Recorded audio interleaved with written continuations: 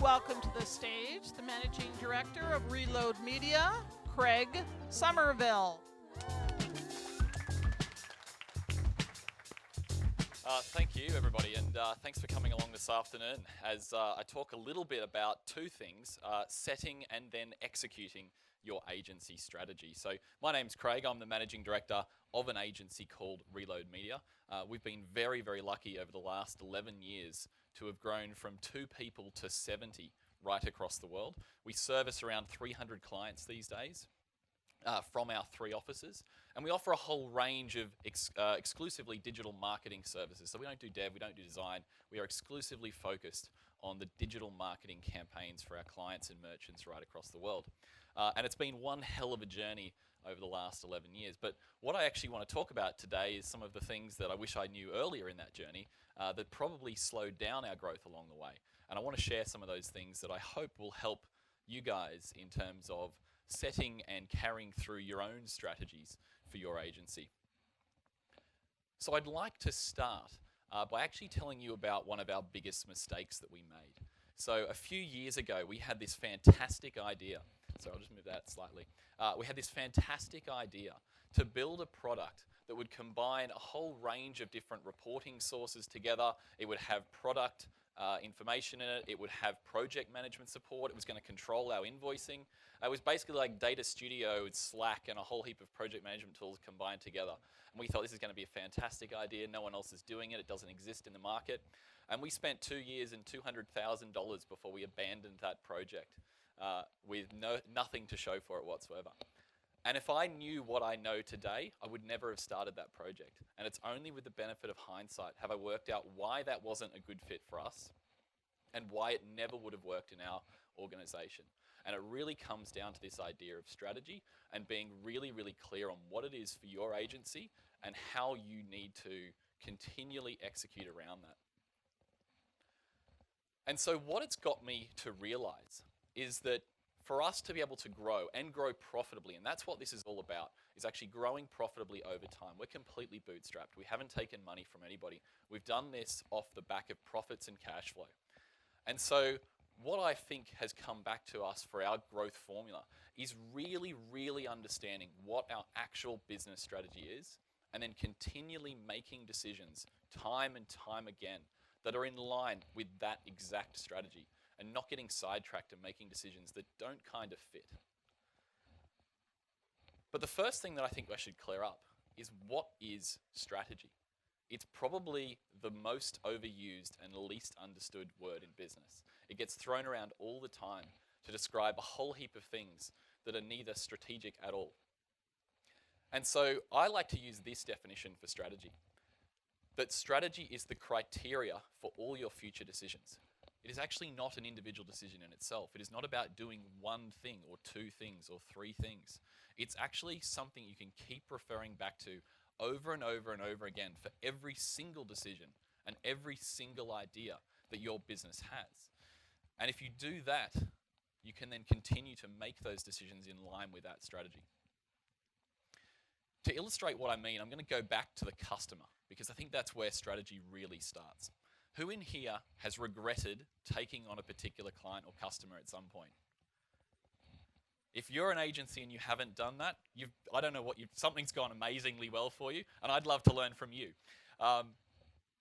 So if we start to go back to those customers and go that the key to actually growing profitably over a long period of time is knowing which customers and clients we want to take on and those we don't. And so I like to go back, and where this theory comes from is actually based on an idea that there are 3 types of customers. And there are 3 types, these 3 types of customers exist for nearly every industry and every product category there is. And to illustrate what I mean, I'm going to use a simple example in the coffee space. So our first type of customer wants the best option available. So this is the person who's going to drive around town to try and find the best tasting coffee. The ones that are doing the really cool roasting thing. It might be a cold drip, but they're pushing the boundaries of what actual coffee creation, brewing, and service is all about. They are basically about the best. And these customers just absolutely care about being at the cutting edge of whatever industry they're purchasing from. Our second type of customer and you probably recognize this one, wants the most cost-effective option available.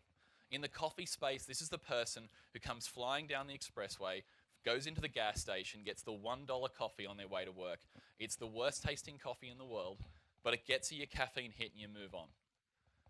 And they're doing it because it's the most cost-effective way to actually achieve that. And that cost doesn't just include price. It includes all the other things that go into it. So time, hassle, the amount of effort you have to do. And our third type of customer wants the most customized option. This is the type of customer who will walk into their local coffee shop, get themselves an almond milk latte. The barista behind the counter knows their name and knows that they show up at 8:30 every Friday. And so you can put yourself in these shoes for a whole range of different categories, and people move around between the types of customers in different types of product categories. So just because you're one type of customer in the coffee space doesn't necessarily mean you're the same in web design. So when we start to apply that to the Shopify ecosystem or to agency world in general, we've got these same three types of customers. And the key thing that we have to do as agency owners and managers is to work out which of these customers we actually want to service. And the trick is to pick one. As tempting as it can be to go after all three, the trick is to actually go, no, these are our customers, and we're going to invest in decisions that actually make that type of customer base really, really want to use us. And actually let the other ones slip a little bit. And it's what's known as just being fit for purpose. So we want to really choose one to excel at. I'm going to show you what these three are. So the first one is this idea of product leadership. And basically what that means is that you are the absolute best at the technology itself. So let's look about that in the Shopify ecosystem. This is the type of people who were probably sitting in that keynote earlier today, taking notes of all the latest features, thinking about how they're going to get them deployed in the shortest possible pace of time. They want to have all the latest and greatest in everything they do. They want to lead the market. They want to lead the industry. They want to push it further than anyone else is pushing it. And so the types of customers who are going to be interested in that are the ones that they should be focusing on. Our second type of business strategy is what's known as operational excellence. So this is for those customers who want the lowest total cost. These are for those customers who really care about the time, the cost, the hassle that goes into it. And so operational excellence is all about me being super, super efficient. It's not about necessarily being the best. It's actually about being incredibly, incredibly efficient and cutting down your time you're spending on things, reducing wastage, taking down the number of hours that it takes to actually do something or roll something out, building a whole range of built-in processes that actually speed up that for you as a business. And our third business strategy is this idea of customer intimacy, which is all about being the most customized option available. And so taking the time to actually sit down with every individual client and doing nothing the same. No two clients are the same. Every single client gets something completely different, crafted from scratch. And what you're probably starting to get a sense of is that if you know who your customers are and you have an aligned business strategy, there are going to be lots of things that you would do if you fall in one bucket that you wouldn't do as an agency if you fall in a different bucket. And so the discipline that I referred to at the beginning of this presentation is all about working out which of the customer bases you want to target and therefore which of the business strategies most aligns with it. I'm going to illustrate that with a couple of examples. So let's say one of your team members comes up to you very excited one afternoon and says, hey, I've got this fantastic idea. I'd really like to build a custom private app for just one of our clients. Now, if you fit in the customer intimacy business strategy, if your customers care about being the most customized option and having the most tailored service that they can possibly get from you, then that's going to make a lot of sense. But if your customers fit in the other categories, if they care about the lowest total cost or if they care about the latest and greatest features, those things aren't going to fit. And so you're going to spend a lot of time and money investing in something that actually none of your customers really care about. Let's pressure test another one. So idea number 2, someone else comes up to you and says, I really want to implement this whole new project management tool for us. It's got an amazingly set workflow. It'll cut down our hours. We'll be able to really manage our internal workflows. We'll be super, super efficient as a result. Again, this is the type of idea that I've seen lots of people mistakenly implement when they fit in a different business strategy. This one obviously fits really nicely in that operational excellence category.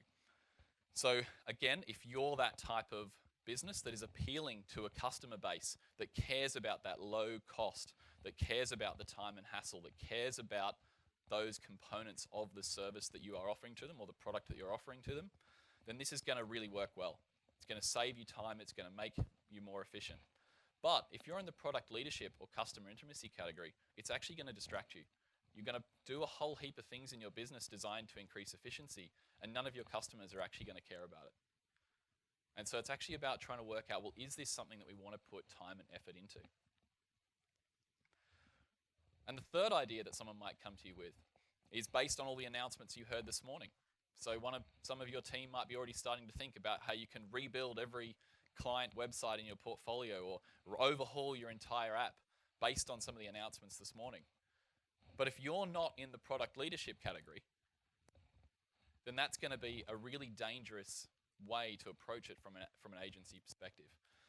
Because again, if your customers don't actually care about having the latest and greatest, if your customers don't care about being at the absolute cutting edge of what is currently being offered, then you're going to go away and spend an awful lot of research and development time, an awful lot of coding time, hours within your team to build out something that none of your customers actually want. And so this discipline that I keep talking about is one of the key things to being able to grow yourself profitably as an agency, being able to identify who are your actual customers that you want to have as part of your customer and client base, and what is the business strategy that actually aligns to it. Now, if I was to go back to my example where we basically tried to build Google Data Studio with a small team, the reason it didn't work for us is because Reload is all about the customer intimacy. Our business model is built around this idea that we will sit down with our clients, we will take an enormous amount of time to understand what it is that they're trying to achieve with their marketing, and then we will craft campaigns for them that are completely tailored and customized and based on no templates whatsoever. So every single one of our clients is getting a completely different, completely tailored, completely customized marketing campaign based on whatever it is they're trying to achieve. So us going and building a software product that was all about efficiency, getting invoices out, having all the data come together, managing our time and workflows in a super efficient manner, meant that we were putting a huge amount of time, resources, and money into an idea that our customers didn't care about, our people internally certainly didn't care about, and it just didn't fit. And by the time we realized that, we'd spent an awful lot of time and money before we actually finally decided to scrap that project and move on from it. So these are the sorts of things that I wish I'd learned a little bit earlier, that growing profitably and having a really clear agency strategy is actually about identifying who are the customers you really, really want and who are the customers you don't. And then continually making decisions in your agency to invest in the things that they care about and not the things that are not going to be cared about your customer base. To help with that, I have created a quick strategic alignment quiz. There's only about 6 or 7 questions in it, and it will actually give you a bit of an indication about which of those 3 business strategies you're currently doing based on the answers you give to the quiz. So if you jump to that URL, we do have a quick quiz up there. You can get a sense of where your agency currently fits in that process. But that is basically it for me. Thank you very much. I hope you enjoy the rest of the afternoon. And if anyone wants to chat, I will be around throughout the rest of the couple of days. Thanks.